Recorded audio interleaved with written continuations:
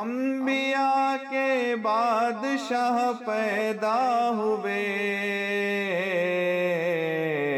اولیاء کے پیشوا پیدا ہوئے۔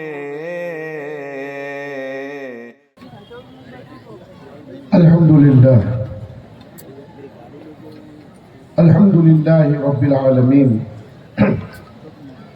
والصلاة والسلام على اشرف الانبیاء والمرسلین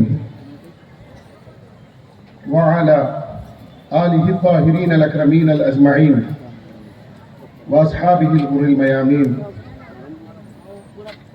اما بعد، فقد قال اللہ تعالی فی القرآن الحکمہ وفي شأن رسول الله صلى الله عليه وسلم قال: أعوذ بالله من الشيطان الرجيم، بسم الله الرحمن الرحيم. كما أرسلنا فيكم رسولا منكم يتلو عليكم آياتنا ويزكيكم ويعلمكم الكتاب والحكمة ويعلمكم ما لم تكونوا تعلمون فاذكروني أذكركم واشكروا لي ولا تكفرون. صدق اللہ مولانا العظیم وصدق رسولہ النبی الامین الکریم، ونحن علی ذلک لمن الشاہدین والشاکرین، آمین والحمد للہ رب العالمین۔ آئیے انتہائی عقیدت و احترام کے ساتھ ساری کائنات کے مرکز عقیدت بارگاہ رسالت صلی اللہ علیہ وسلم میں بایک آواز ہو کر بانداز غلامانہ درود شریف کا نظرانہ پیش کریں۔ اللہم صلی علی سیدنا محمد وعلی آل سیدنا محمد وعلى أصحاب سيدنا محمد وبارك وسلم، وعلى جناب السلطان الأولياء برهان الأصفياء نائب الرسول الله وارث كتاب الله قائل قول قدم هذه على رقبة كل ولي الله المحبوب السبحاني الغوث السمداني الباز الله الأشهر، وسيلتنا إلى الله في الدارين، شيخ الجن والإنس والملائكة والطريقة والحقيقة والمعرفة والدين والشريعة، أبي محمد محي الدين الغوث الأعظم الحسني الحسيني الجعفري الجيلاني رضي الله عنه وارضاه عنا، ولا حرمنا من بركات قربه في حضرة مولاه۔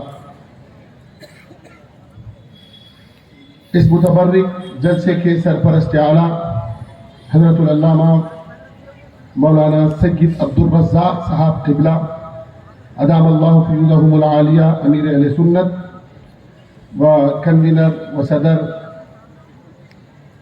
عزت مآب مظہر حسین شہید اشرفی صاحب قبلہ و تمام معتمدین و جمیع صدور اور تمام عاشقان رسول، السلام علیکم ورحمۃ اللہ وبرکاتہ۔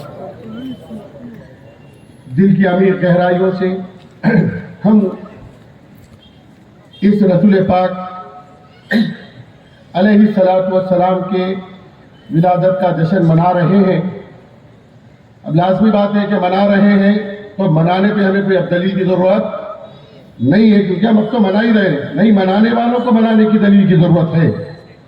اب منانے والوں کو کیسا منانا اس کی ضرورت ہے، منا کر کب تک کیسے باقی رکھنا اب اس کی ضرورت ہے، اس کے منانے کا مقصد کیا ہے وہ پہچاننا اب اس کی ضرورت ہے۔ اس جلسے کا مقصد ہے کہ ہم دو قدم جو رسول اللہ کی محبت میں چل کر آئے ہیں اس مقصد کو بتایا جائے، اس مقصد کو عیاں کیا جائے، اس حلف کو پھر سے دہرایا جائے، اس بات کو، اس وعدے کو پھر سے یاد کیا جائے کہ یا رسول اللہ، آپ کے لیے زمین پر قدم ہم اس لیے بڑھا رہے ہیں کہ ہماری زندگیوں میں بھی ہم آپ کی اتباع کے لیے قدم بڑھائیں گے، ہم آپ کی عظمت کے لیے قدم بڑھائیں گے، آپ کے نظام کو قائم کرنے کے لیے قدم بڑھائیں گے، آپ سے محبت کرنے کے لیے قدم بڑھائیں گے، آپ کے اہل بیت سے وفاداری کے لیے قدم بڑھائیں گے، آپ کے اصحاب کی تعظیم کے لیے قدم بڑھائیں گے، آپ کے اولیاء کی صحبت اختیار کرنے ہم قدم بڑھائیں گے، آپ کا دین سیکھنے سکھانے کے لیے ہم قدم بڑھائیں گے۔ اس فکر سے یہ قدم بڑھا کر آپ اس جلسے میں آئے، اور یہ قدم اس بات کا ثبوت ہے، یہ قدم اس بات کی گواہی ہے کہ آپ حلف لے رہے ہو، آپ یہ وعدہ کر رہے ہو کہ یا رسول اللہ، ہم یہ جو چل رہے ہیں یہ آپ کی محبت میں ہے، یہ محبت کب تک رہے گی؟ جب تک ہمارا جنازہ بھی اٹھے تو لوگ بولے کہ عاشق کا جنازہ تھا. جب تک ہمارے رگوں میں رہے گی. ہماری نسلوں کو یہ محبت پہنچانا ہے تو ہمیں چلنا ہے. ہماری نسلوں کو رسول اللہ کی چوکھٹ سے جوڑنا ہے تو ہمیں چلنا ہے. ہماری نسلوں کو رسول اللہ کے دین سے واقف کرانا ہے تو ہمیں چلنا ہے. اور چلتے چلتے یہاں تک چلے جانا ہے کہ ہم آقا علیہ السلام کے عاشقوں میں شمار ہو جائے, ان کے غلاموں میں شمار ہو جائے. پھر ہمیں یہ بولنے کی ضرورت نہ پڑے کسی گلی محلے سے گزرتے وقت کہ ہم مسلمان ہیں, بلکہ ہمیں چلتا دیکھ کر لوگ بولے کہ یہ غلام مصطفیٰ ہے. ہماری اتباع مصطفی کو دیکھ کر, ہمارے سنت کی پیروی کو دیکھ کر لوگ بولے کہ یہ غلام مصطفیٰ ہے. آپ بولیں گے جب اتنی غلامی ان کی کرنی ہے, اتنی اتباع ان کی کرنی ہے تو یہ ہے کیا؟ تو یہ رسول ہے. کون سے رسول ہے؟ دس خدا بزرگ والے رسول ہے. اللہ کے بعد اللہ نے جس عظیم شخصیت کو بنایا اس شخصیت کا نام مصطفیٰ ہے. اللہ نے اپنے لیے جس کو بنایا وہ ذات مصطفیٰ ہے, اور ساری کائنات جس کے لیے بنائی وہ ذات مصطفیٰ کے لیے بنائی.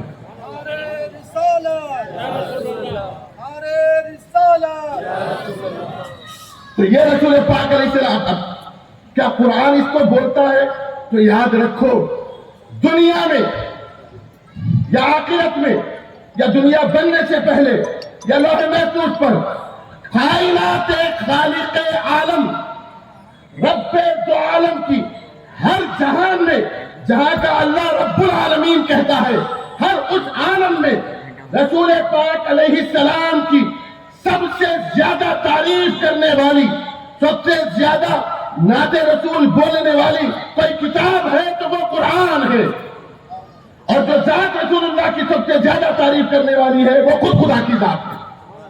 قرآن اٹھا کر دیکھے اللہ فرماتا ہے کما ارسلنا فیکم رسولا منکم یتلو علیکم آیاتنا ویزکیکم ویعلمکم الکتاب والحکمہ ویعلمکم ما لم تکونوا تعلمون. اب دوسرا حصہ اس آیت کا دوسری آیت فَاذْكُرُونِي أَذْكُرْكُمْ وَاشْكُرُوا لِي وَلَا تَكْفُرُونَ. یہ اکثر سمجھتے ہیں کہ فَاذْكُرُونِي تم میرا ذکر کرو, أَذْكُرْكُمْ میں تمہارا ذکر کروں گا, وَاشْكُرُوا لِي میرا شکر کرو, وَلَا تَكْفُرُونَ کفران نعمت سے بچو. وہ کس چیز کا شکر ادا کرے؟ کوسی نعمت پہ شکر ادا کرے. وَلَا تَكْفُرُونَ کوسی نعمت کے کفران نعمت سے بچے. تو اس آیت کا فا بتاتا ہے. جیسے کہ آپ کو سمجھنے کے لیے میں آسانی سے بتا دوں, انگلش میں انگریزی زبان میں کوئی ورڈ کوئی جملہ کی ابتدا سو سے نہیں ہوتی. سو آپ کوئی جملہ شروع نہیں کر سکتے. سو بولے تو مطلب پہلے کچھ جملہ رہنا. اسی طریقے سے ہمارے اردو میں تو دیکھ لیتا ہوں بولے تو پہلے تو کے پہلے بھی کچھ کہانی ہونا, یہ ریلیٹڈ جملہ ہے. ایسے ہی عربی میں فَاذْكُرُونِی میں تو یہ فا ہے, یہ قسم کا نہیں ہوتا. فَاذْكُرُونِی تو تم میرا ذکر کرو ہے, تو میرا ذکر کرو. تو فا سے کوئی نیا جملہ نئی بات نہیں آتی. تو یہ تو کس کا ہے؟ وہ پچھلی آیت کما ارسلنا فیکم کا ہے. اللہ فرماتا ہے جیسا کہ ہم نے تمہارے درمیان ہمارے رسول کو بھیجا, ہمارے حبیب کو بھیجا, ہمارے نور کو بھیجا. کیسے بھیجا؟ کس شان سے بھیجا؟ رسول بنا کر بھیجا. یتلو علیکم وہ تمہیں آیتیں پڑھ کر سناتا ہے, وَيُزَكِّيكُمْ تمہیں پاک کرتا ہے, وَيُعَلِّمُكُمُ الْكِتَابِ تمہیں کتاب کی تعلیم دیتا ہے, وَالْحِکْمَةِ حکمت کے ساتھ حکمت سکھاتا ہے, وَيُعَلِّمُكُمْ اور تمہیں تعلیم دیتا ہے جو کچھ تم نہیں جانتے ہو. جب یہ رسول تمہیں مل جائے تو کیا کرو؟ فَاذْكُرُونِی تو ہمارا ذکر کرو, اذکرکم تو میں تمہارا ذکر کروں گا. تم یہ سمجھتے ہو کہ دربار مصطفیٰ کو چھوڑ کر اللہ کا ذکر کرنا چاہتے ہو. اللہ فرماتا ہے جس رسول کے ملنے پر جس کا ذکر نہیں ہوتا اس کو ہم اذکرکم نہیں کرتے. اچھا یہ ایک آیت سے نہیں ہے. اللہ نے قرآن میں دیکھیے آپ, قرآن میں اللہ تبارک و تعالیٰ نے کیسے نعت مصطفیٰ سجائی ہے. چہرے کا ذکر کیا, والضحیٰ زلفوں کا ذکر کیا, واللیل اذا سجا سینے کا ذکر کیا, الم نشرح ذکر کا ذکر کیا, ورفعنا لک ذکرک دست کا ذکر کیا, ید اللہ فوق ایدیہم فعل کا ذکر کیا, وما رمیت اذ رمیت ولکن اللہ رمی. جب آپ کی اداؤں کا ذکر کیا, انک لعلی خلق عظیم.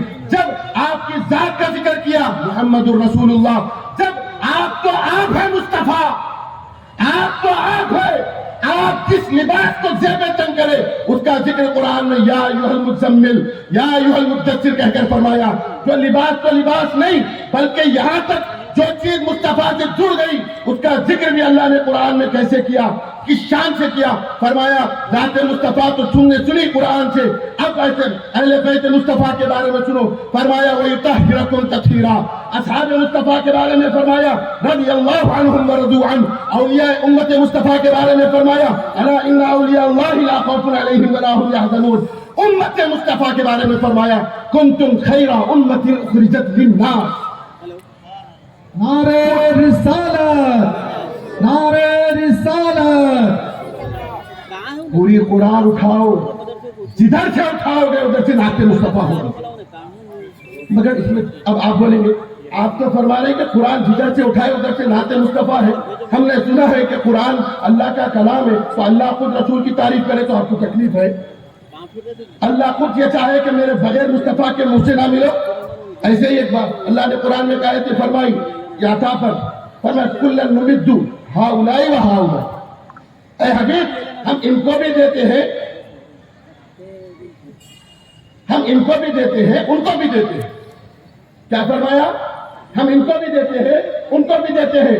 اب یہ اللہ اعلان کر رہا کلن نمد ہؤلاء و ہؤلاء، ہم ان کو بھی دیں گے ان کو بھی دیں گے. غیرے غیرے سما گئے لینے کے واسطے. تو اللہ فرما رہا دیتے ہمیں یہ سمجھ کر ڈائریکٹ ہمارے پاس نہ آؤ. آگے ہوئی آیت میں اللہ نے ارشاد فرمایا من عطائنا، نہیں کہا کہ ہم ہماری عطا سے تمہیں بانٹیں گے. من عطاء ربک، اے مصطفیٰ تمہارے رب ہونے کے حساب سے دیتے. تو یہ بتانا چاہتا ہے اللہ کہ تم ڈائریکٹ اللہ تک نہیں آ سکتے. اور وہ شان کیا شان ہے رسول کی، قرآن جیسی مدحت رسول کی کرا کسی کی نہیں کرا. اللہ کے رسول صلی اللہ علیہ وسلم نے ایک مرتبہ ایک صحابی رسول آ کر فرمایا یا رسول اللہ خیر البریہ. کیا بولے؟ یا رسول اللہ خیر البریہ، آپ بہترین ہیں. رسول اللہ نے فرمایا ہوا ابراہیم، وہ ابراہیم علیہ السلام ہے. یا رسول اللہ ہوا خیر الناس، آپ لوگوں میں سب سے بہترین ہیں. فرمایا ہوا ابراہیم. سمجھ میں آئی بات؟ وہ ابراہیم ہے. اب ابراہیم علیہ السلام کون ہے معلوم؟ نمرود کی آگ سے سلامتی سے نکالے گئے. حضرت ابراہیم کی اولادوں کے تذکرے میں قرآن کی کئی آیتیں نازل ہیں. سمجھے جلیل القدر صاحب نبی ہے، رسول ہے، اولو العزم انبیاء میں ہے. تقدر بہت بڑا ہے آپ کا. لیکن اللہ نے قرآن میں فرمایا ابراہیم علیہ السلام کے بارے میں. ابراہیم علیہ السلام خود فرماتے ہیں اذ قال ابراہیم رب ارنی کیف تحیی الموتى قال اولم تؤمن قال بلى ولكن ليطمئن قلبي قال فخذ أربعة من الطير فصرهن إليك ثم اجعل على كل جبل منهن جزعا ثم ادعوهن يأتينك سعيا. ابراہیم علیہ السلام اللہ سے بولے، وہ اللہ کی بات تھی، ابراہیم علیہ السلام کی بات تھی. لیکن اب اللہ وہ بات کو قرآن میں لا کر ہمیں بتا رہا کیا ہے. ابراہیم علیہ السلام اللہ سے بولے، میں اللہ آپ کو ترجمہ آسان کر کے بتا رہا ہوں اپنی زبان میں کہ مولا یہ مر کے زندہ کیسا ہوتے، مرنے کے بعد زندگی کیسے ملتی. تو اللہ نے فرمایا کہ تمہیں یقین نہیں ہے کیا؟ اعلیٰ اولم تؤمن، نہیں مانتے کیا ہم زندہ کر سکتے بول کے؟ ابراہیم علیہ السلام بولے نہیں پروردگار مانتا ہوں. لیطمئن قلبی، سکون قلب کے لیے ابراہیم چاہتا ہے کہ مردہ زندہ دیکھے. کیا فرما رہے ابراہیم علیہ السلام کہ سکون قلب کے لیے مردہ زندہ ہوتے دیکھے. تو اللہ نے ان کو کہا کہ 4 پرندے لیو، ان کا خیمہ ان کو اپنی طرف مانوس کرو، ان کا خیمہ بناؤ، 4 پہاڑوں پر ڈالو اور ایک جگہ ٹھہر کے آواز دو. 4 پرندے ان کے گوشت، ان کے ٹکڑے، ان کے خون کے قطرے، ان کے پر سب جمع ہو کر تمہارے سامنے حاضر ہو جائیں گے. اب نبی کے اطمینان قلب کے لیے قدرت قانون توڑتی. یاد ہو گیا، سمجھ میں آ گئی بات آپ کو. اب یہی رسول ابراہیم خلیل اللہ اولو العزم نبی، لیکن یہی بات جب رسول اللہ نے مصطفیٰ سے کہی تو فرمایا یا ایتھا النفس المطمئنہ، اے مطمئن قلب والے مصطفیٰ. ابراہیم کے تطمئن القلوب کے لیے پورا واقعہ بتایا کہ تطمئن القلوب انہیں کیسے بنایا گیا، لیکن جب مصطفیٰ کو بتایا گیا تو فرمایا یا ایتھا النفس المطمئنہ، اے مطمئن دل رکھنے والے مصطفیٰ، ارجعی الی ربک، اپنی رب کی طرف لوٹ آؤ۔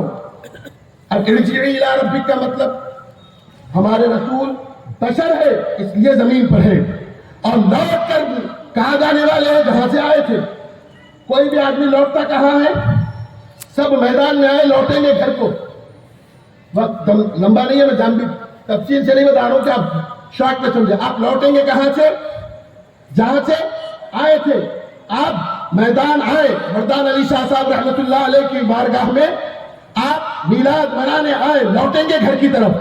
اللہ فرما رہا ارجعی، لوٹ آؤ، رجع ارجع، لوٹ آؤ، ارجعی الی ربک، تمہارے رب کی طرف۔ کہاں لوٹا؟ پہلے آسمان دوسرے آسمان پہ نہیں، تمہارا رب کہاں رہتا؟ الرحمن علی العرش استوى، اللہ عرش پر رہتا ہے۔ تو کیا کرو؟ ارجعی، رب کی طرف لوٹ آؤ۔ تو مطلب اگر عرش نور کا ہے تو پھر مصطفیٰ نور کے ہے، اگر عرش مٹی کا ہے تو پھر مٹی کے سمجھو۔ اللہ نے فیصلہ تمہیں دے دیا، ارجع الی ربک۔ اب اتنی عظمت والی رسول کی ذات ہے تو ان کی اتباع سے کیا ملنے والا ہے، ان کے فائدے سے کیا ملنے والا ہے؟ یاد رکھو ان کی اتباع کیسی ہونا، پہلے ایک مثال دے دوں، اس کے بعد کیسے کی گئی اس پہ ایک بات بتا کر اپنی جگہ لے لوں گا۔ حجت الوداع کا وقت ہے، آخری حج رسول پاک علیہ السلام کا، ایک دو نہیں 1.25 لاکھ صحابہ کا مجموعہ ہے۔ کتنے؟ 1.25 لاکھ تقریباً۔ حج ہو گیا، مینا میں ہے۔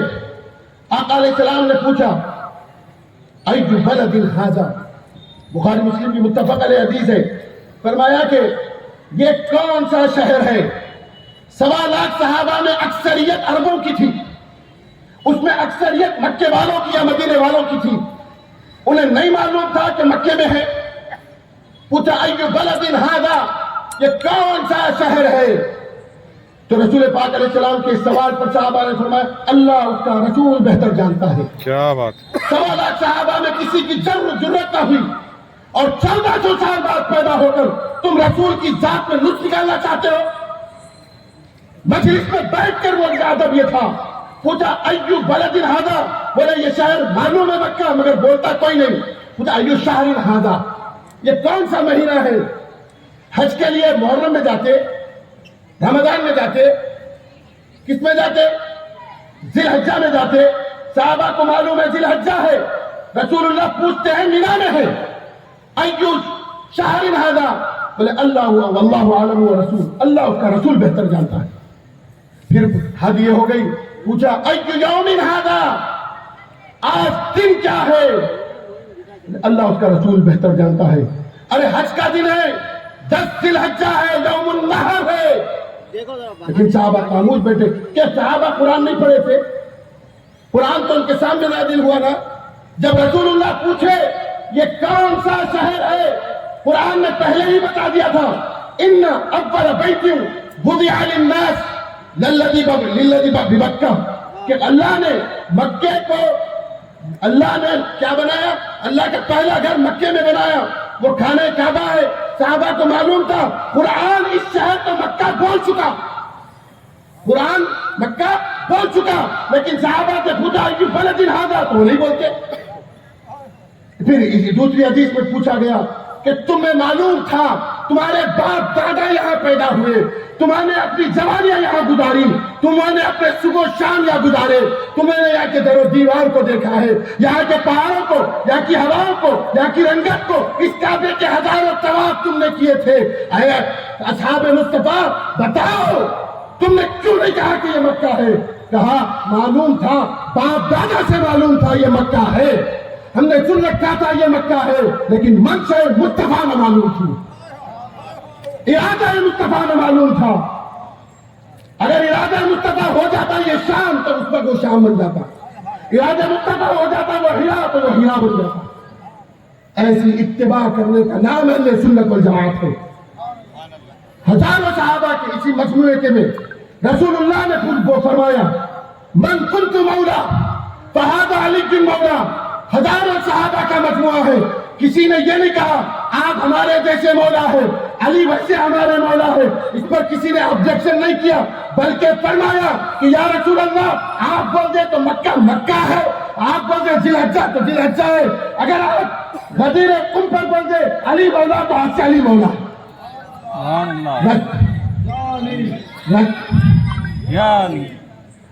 رسول کے حکم پر سوال نہ کرنا یہ صحابہ کا عقیدہ ہے.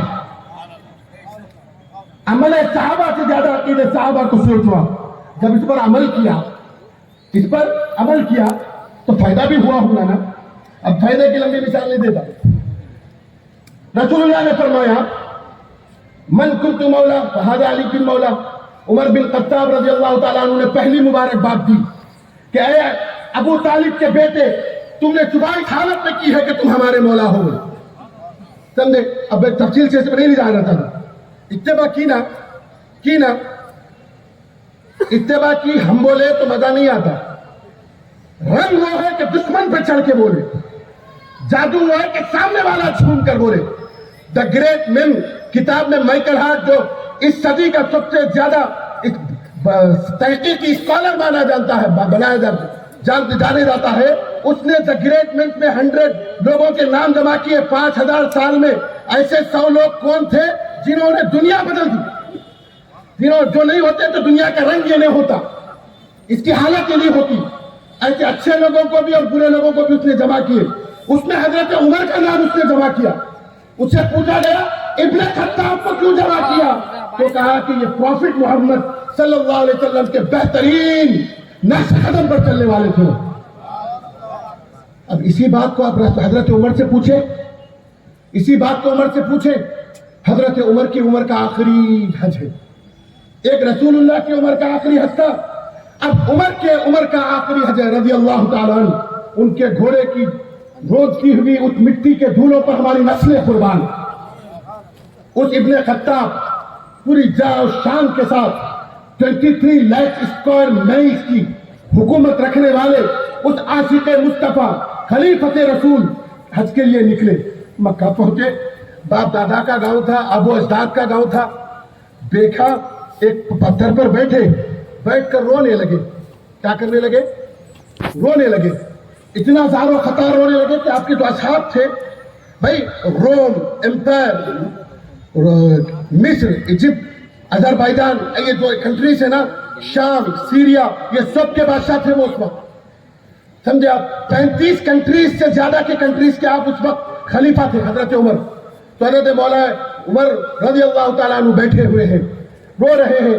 اصحاب نے پوچھا عمر روتے کیوں ہو؟ تو کہا کہ میں یہاں پر ایک مرتبہ اونٹ چرانے آیا تھا.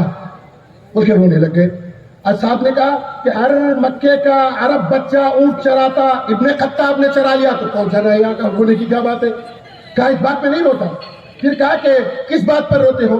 کہا کہ اونٹ چراتے مجھ سے اکٹھا نہ ہوتے تھے, میں ایک جگہ کر نہیں سکتا تھا. تو کیا ہوا, اس کو ایک جگہ کرنے کی چکر میں ان کو ایک جگہ لا نہ سکا تو چھوڑ دیا ہمت ہار کر. جب میں نے چھوڑ دیا اونٹوں کو تو دوسروں کی جگہ جائیداد پر, ان کے پراپرٹیز پر جا کر نقصان کرنے لگ گئے. ان لوگوں نے میرے باپ خطاب کو شکایت کی اور میرے باپ خطاب آئے, مجھے اتنا مارا کہ میں گن نہ سکا انہیں. تو کہا کہ عرب کا ہر باپ اپنے بچے کو سمجھانے کے لیے مارتا ہے, اگر ابن خطاب کو خطاب نے مار بھی دیا تو رونے کی کیا بات ہے؟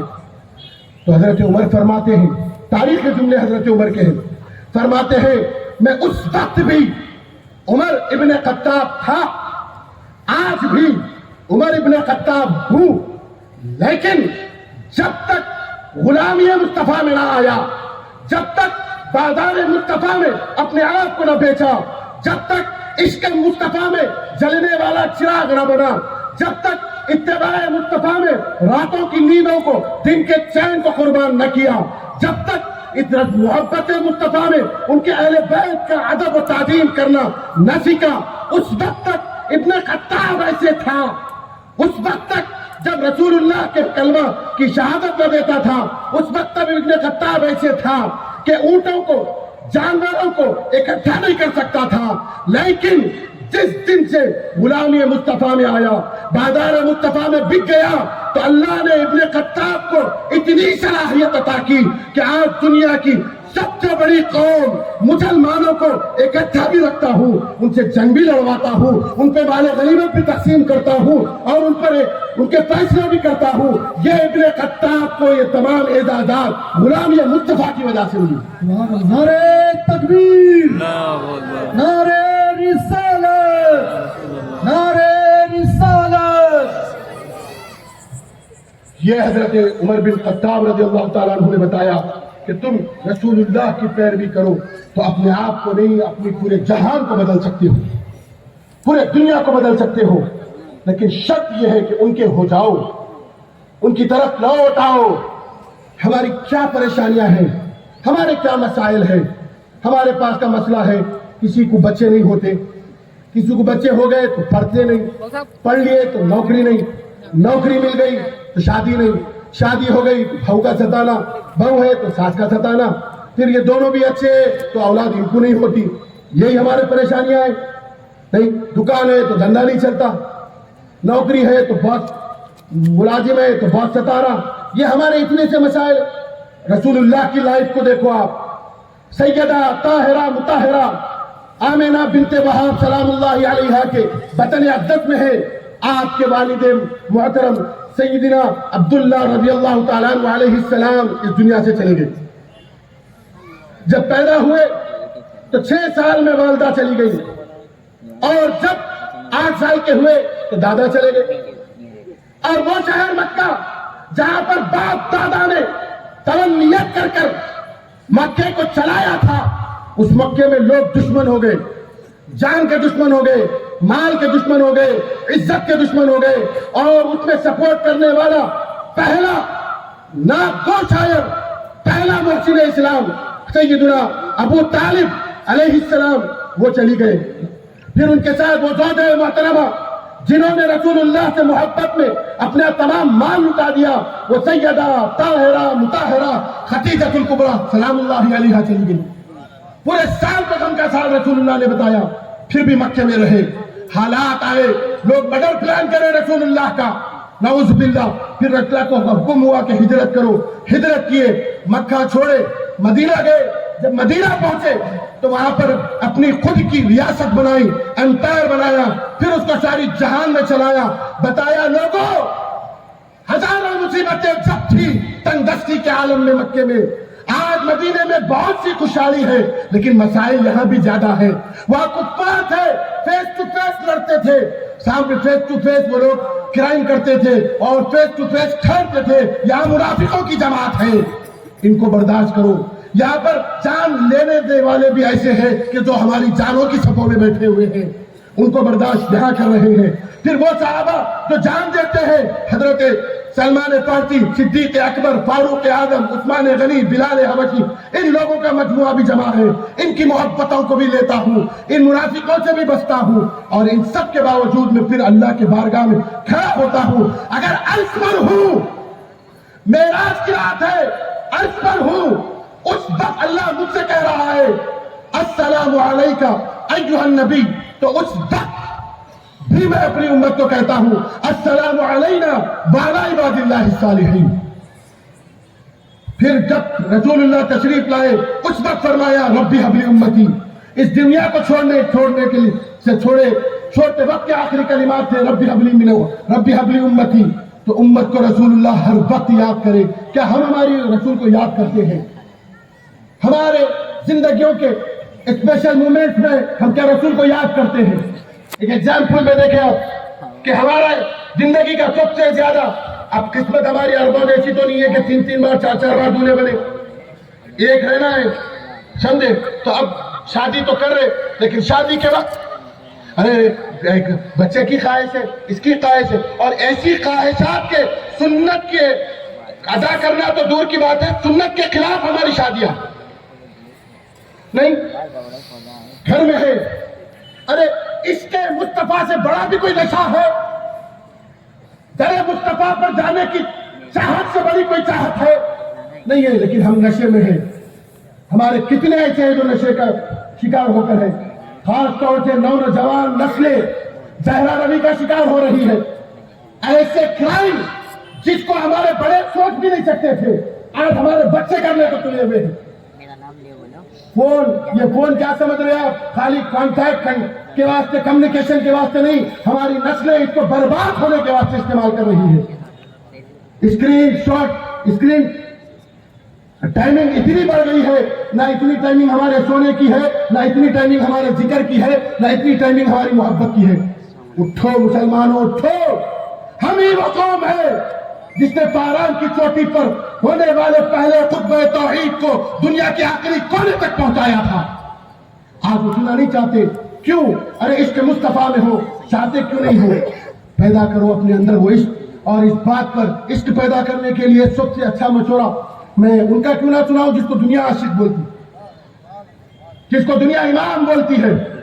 ہمارے پچھلی صدی کے قریب میں ایک ایسا شاعر گزرا کہ جس کے اگر ایک جملہ بھی بول دوں تو دنیا پہچانتی ہے.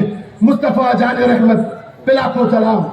کہہ دو ایسے بڑے امام حضرت احمد رضا خان بریلوی رحمت اللہ علیہ یہ اپنی کتاب میں لکھتے ہیں، حوالے کے لیے میں تیار ہوں.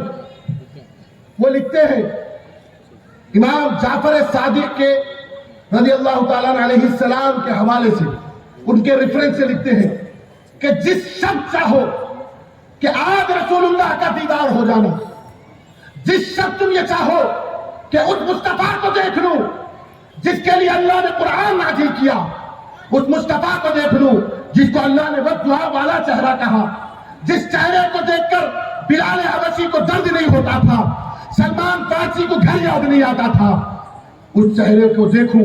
اگر آپ کے اندر یہ جستجو ہے، آپ کے اندر یہ فکر ہے تو یہ آپ میلاد کا پیغام ہے. احمد رضا خان بریلوی رحمت اللہ علیہ لکھتے ہیں امام جعفر صادق کے حوالے سے کہ جو شخص چاہے کہ اسی رات، میں ایسا نہیں بولوں کرتے جاؤ تھوڑے دنوں میں ہو جاتا، آپ بھی کرے تو تمہاری جب اخلاص آ جاتا، جب ہو جاتا، ایسا نہیں بول رہے امام صاحب، ایسا نہیں بول رہے خان صاحب بریلوی رحمت اللہ علیہ. کیا بول رہے؟